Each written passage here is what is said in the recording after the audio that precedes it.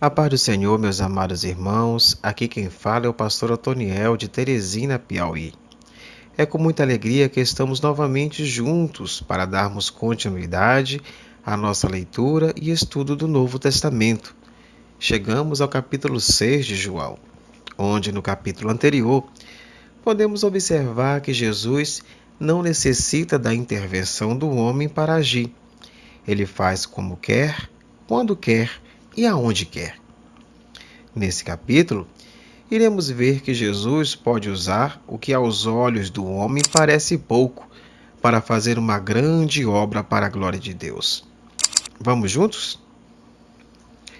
Após Jesus realizar o milagre no tanque de Betesda, depois de um determinado tempo, ele se dirige para o outro lado do mar da Galileia. E ali uma grande multidão está com ele para ver os seus milagres e maravilhas. Isso já era rotina para Jesus, ser seguido por pessoas que queriam ouvir os seus ensinamentos e receber algum milagre. Mas o curioso nessa passagem é o que acontece quando Jesus está ministrando a palavra de Deus, pois ele percebe que as pessoas ali estavam com fome, pois passaram boa parte do dia o ouvindo e não se preocuparam em levar mantimentos. O curioso é o que a presença de Jesus faz com o homem. Ele esquece até mesmo de comer, não é verdade? A palavra que saía da boca do Mestre era muito mais valiosa para aquelas pessoas. Não é assim conosco também? Quando meditamos nas Santas Escrituras, esquecemos de todo o resto, pois a graça de Cristo nos basta.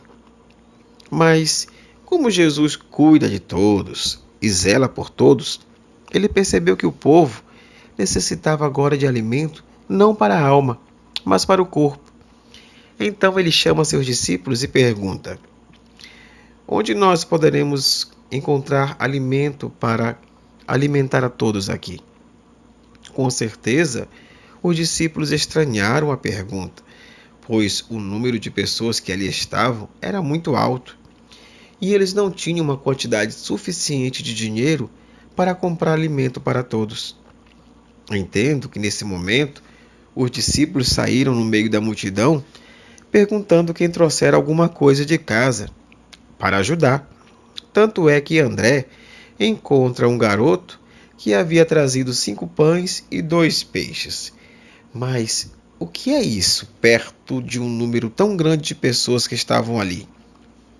Jesus queria mostrar com isso que não importa a quantidade, e sim a sinceridade daqueles que estão dispostos a se doar para a obra do Senhor.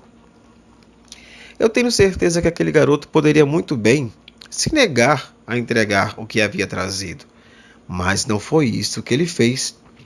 Pelo contrário, ele de bom grado cedeu tudo o que tinha para servir a Cristo. E é isso que Cristo espera de mim e de você ainda hoje: sinceridade e disponibilidade para a sua obra. Não importa se o que você sabe fazer aos teus olhos é pouco, por diante de Cristo ele pode fazer muito. Mesmo os outros dizendo para você que não vai dar certo, que você não é capaz, confia em Cristo, pois a última palavra é Ele quem dá. Se assim fizermos, veremos o impossível acontecer diante dos nossos olhos. Jesus diz para os seus discípulos, após encontrar esse garotinho trazendo esses 5 pães e 2 peixes, pediu para que a multidão se assentasse na grama. Então, ele começa a fazer a multiplicação desses 5 pães e 2 peixes. E o milagre foi tão maravilhoso que, após todos estarem saciados, ainda sobrou 12 cestos do que restou daquele manjar que Jesus preparou para aquela multidão. E é assim que ele age na minha e na sua vida ainda hoje.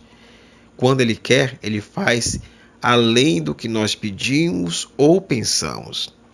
Talvez você esteja dizendo que não tem capacidade para realizar determinada tarefa que foi confiada a você, que os seus conhecimentos são poucos, Olha, entrega tudo isso na mão daquele que pode fazer a multiplicação e você verá o que vai acontecer na tua vida. Pode confiar. Agora Jesus, depois de fazer esse milagre, ele despede aquela multidão e se retira para orar. Seus discípulos entram em um barco e vão para o outro lado da margem do mar. Jesus fica para trás. Depois de um certo tempo, eles já estando bem distante do barco, viram que uma figura se aproximava, andando sobre as águas, e temeram. O texto aqui de João não fala, mas nos evangelhos anteriores nos fala que eles pensavam se tratar de um fantasma e temeram. Mas Jesus diz para eles: Olha, não temam, sou eu, Jesus. Novamente o texto não narra, mas Pedro, o impetuoso discípulo, diz: Se és tu mesmo, me permite ir até a ti. Jesus fala: Vem. Então ele sai do barco e começa a andar sobre as águas, olhando para Jesus. Só que as ondas e os ventos começam a distrair a Pedro, e ele tira os olhos de Cristo e começa a afundar. Mas Jesus o pega pelas mãos e o coloca novamente no barco com os outros. O que eu entendo aqui nessa passagem é que, se nós quisermos viver o sobrenatural de Cristo, temos que tomar a atitude que os demais não estão tomando. Temos que ter a coragem que os demais não estão tendo. Temos que sair do barco da mesmice e sempre olhar em direção ao Mestre para não afundarmos, como Pedro afundou. Mas mesmo ele tendo esse deslize, ele foi o único discípulo que andou sobre as águas como Jesus andou. Por mais que às vezes venhamos a cair, se mantermos os nossos olhos em Cristo, Ele nos resgata e nos coloca de novo em um lugar seguro.